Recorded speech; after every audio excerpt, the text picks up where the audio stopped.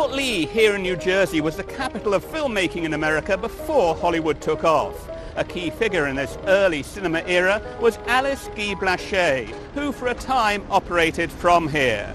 Blache is credited with being the first female director in the world, the first person to make a narrative film, and in the course of her career she was involved in the production of some 1,000 films, both shorts and features.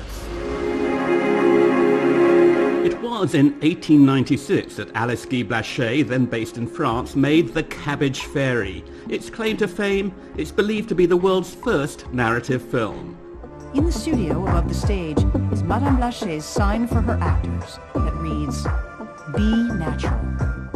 Among Guy Blache's modern-day fans is one of Hollywood's biggest stars, Jodie Foster, who narrates the new documentary Be Natural, The Untold Story of Alice Guy Blache.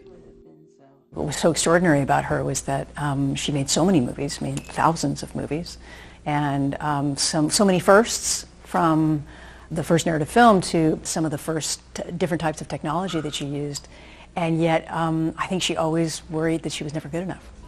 Alice Guy Blache covered many different themes in her films. She was sensitive to the issues and trends of the day. When she came to the U.S., she dealt with more social issues.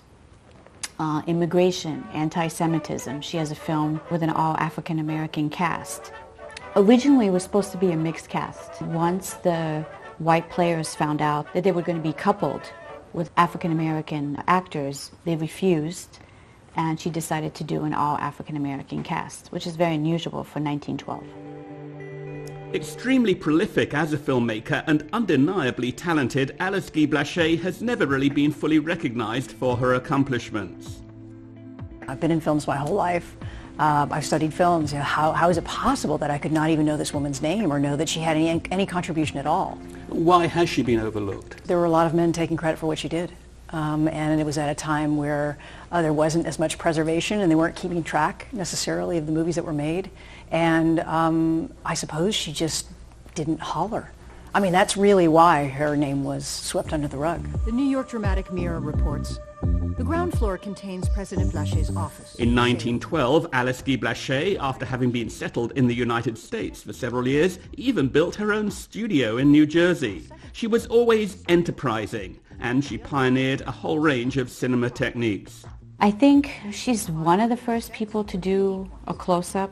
I don't think it started with D.W. Griffith. Saying one of the first is important because many people contribute to the medium, but she's definitely one of them.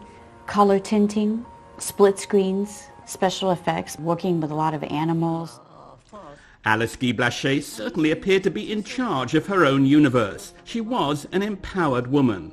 What do you think would she make of the Me Too movement? One of her very famous films was about Planned Parenthood, which originated in the 1900s, early 1900s, late 1800s, and was about women's emancipation and women voting and suffragettes. And so she definitely was in the loop in terms of feminism and what was about to come, but I don't know that she would imagine how far we've come, and also how tragically not far we've come. You know, the opposite is true of this generation. 1920 saw the release of the last film that Alice Guy Blache made. It was the year she turned 47. Her supporters hope she will finally get acknowledgement for all she achieved. She was most definitely a great pioneering figure in the early days of cinema.